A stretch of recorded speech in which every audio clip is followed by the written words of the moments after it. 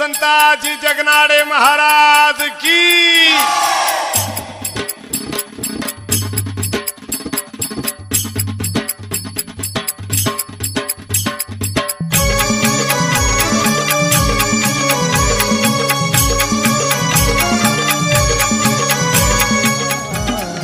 गुणातील जाणा निर्गुण हा घाणा, गुणातील जाणा निर्गुण हा घाणा, गुणातील जाणा। श्री संत जगनाडे महाराज हे जगद्गुरु तुकाराम महाराजांचे शिष्य होते। ते त्यांचे 14 टाळकऱ्यांपैकी प्रमुख होते। ते तेली समाजाचे होते हे आवर्जून सांगावंसं वाटतं, कारण वारकरी संप्रदाय समाजातील तळागाळापर्यंत कसा पोहोचला होता त्याचं एक महत्वाचं प्रमाण उपलब्ध आहे। तुकोबा रायांची आपल्याला लाभलेली अभंग संपदा हा मराठी भाषेवरचा संताजी जगनाडे महाराजांचा अनुग्रह आहे। श्री संताजी जगनाडे महाराज हे तुकाराम महाराजांचे लेखक होते। तुकाराम महाराजांची उत्स्फूर्त प्रतिभा त्यांनी केवळ शब्दांकित आणि अनुवादित केली नाही, तर तिचे जीवापाड जतनही केले। गेल्या 3 शतकांपासून मराठी भाषिकांच्या अंतःकरणात ती स्थिरपत करण्याचं काम श्री संत जगनाडे महाराज यांच्या अनन्य कार्यातून पार पडलेले आहे। आणि म्हणूनच त्यांचे जीवन, त्यांच्या जीवनात घडलेले परिवर्तन, त्यांनी तुकोबांचे स्वीकारलेले मिळवलेले लेखत्व, गाथेच्या रक्षणासाठी लावलेली जीवाची बाजी आणि अशा प्रकारे आपल्या आयुष्याचे केलेले सार्थक। धन्य धन्य श्री संताजी महाराज, धन्य धन्य संताजी महाराज। श्री संताजी जगनाडे महाराज की जय। तर आता आपण श्री संत जगनाडे महाराज यांच्या जीवनचरित्राची माहिती करून घेऊ। मावळ तालुक्यातील श्री क्षेत्र चाकण या गावी शके 1545 साली संताजी महाराजांचा जन्म झाला। आई मथुबाई, वडील विठोबा व आजोबा भिवा यांच्या धार्मिक वृत्तीचा प्रभाव त्यांच्या बालमनावर होऊ लागला। चक्रेश्वराच्या मंदिरात येणाऱ्या वारकऱ्यांचा व यात्रेकरूंचा सहवास आईमुळे घडू लागला। भूक लागलीये, भूक लागलीये, भूक लागलीये मला। ए माय, थांब बाई।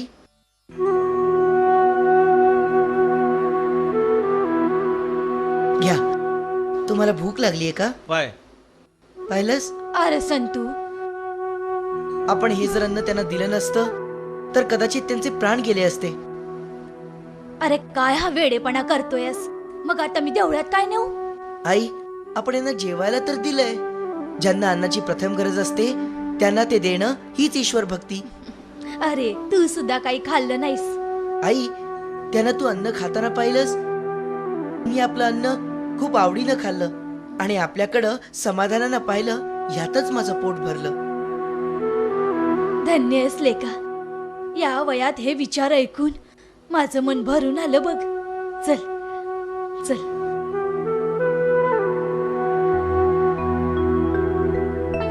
संतू 10 वर्षाचा झाला व विठोबाने त्याला तेलधंद्याचा परिचय करून देण्यास सुरुवात केली। तत्कालीन रिवाजाप्रमाणे संताजीचं शिक्षण लिहिता वाचता येणं व व्यवहारातील हिशोब ठेवणं एवढ्यापुरतंच मर्यादित होतं। त्यावेळच्या कथित रिवाजाप्रमाणे वयाच्या 10व्या वर्षीच त्यांचं लग्न यमुनाबाईंशी झालं। यमुनाबाई फारच लहान होत्या। संसार म्हणजे काय त्याचं दोघांनाही ज्ञान नव्हतं। वडील विठोबा शेतीवाडी सांभाळून तेलघाणा चालवित होते। संतू त्यांना त्या कामात मदत करीत असे। चाकण येथील चक्रेश्वराच्या मंदिरात होणारी कथा कीर्तनं व प्रवचनं यात तो अधिक रस घेऊ लागला।